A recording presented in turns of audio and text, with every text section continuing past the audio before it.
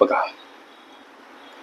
एक संख्या 43 पेक्षा जेवढी मोठी तेवढीच 79 पेक्षा लहान आहे, तर ती संख्या कोणती?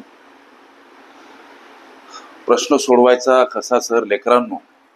तुम्ही विचारता ते सर्व प्रश्न विचारण्या अगोदर गुगलवर प्रश्नातले फक्त 4 शब्द मांडा. प्रश्न नाही आला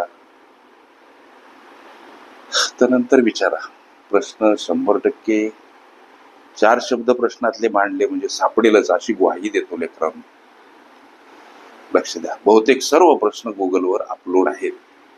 आता इथे ती संख्या कोणती असा प्रश्न जो विचारला, ती संख्या एक्स समजायची, फक्त या गणिताची समीकरण स्वरूप मांडणी आम्हाला जमावी. एक संख्या 43 पेक्षा जेवढी मोठी म्हणजे ही एक्स संख्या आम्ही जी गृहीत धरली ही 43 पेक्षा मोठी आहे, याचा अर्थ 43 एक्सहून लहान आहे. एक संख्या 43 पेक्षा जेवढी मोठी तेवढीच 79 पेक्षा काय आहे? लहान आहे. ही संख्या इथं मोठी आहे, इथं लहान आहे. एकचल समीकरणे या घटकावर आधारित हा प्रश्न सोडवत असताना घ्यावयाची काळजी.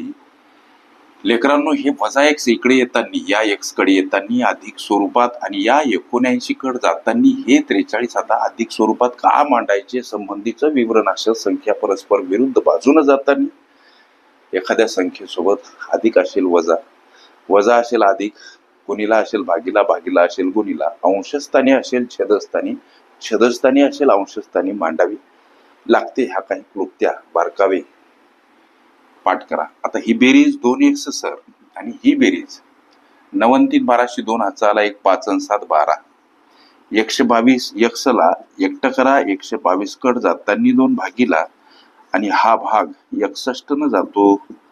ती संख्या कोणती सर? लेकरांनो, त्याचं उत्तर प्राप्त झालं. ती संख्या 61 हे या प्रश्नाचं उत्तर. ओके.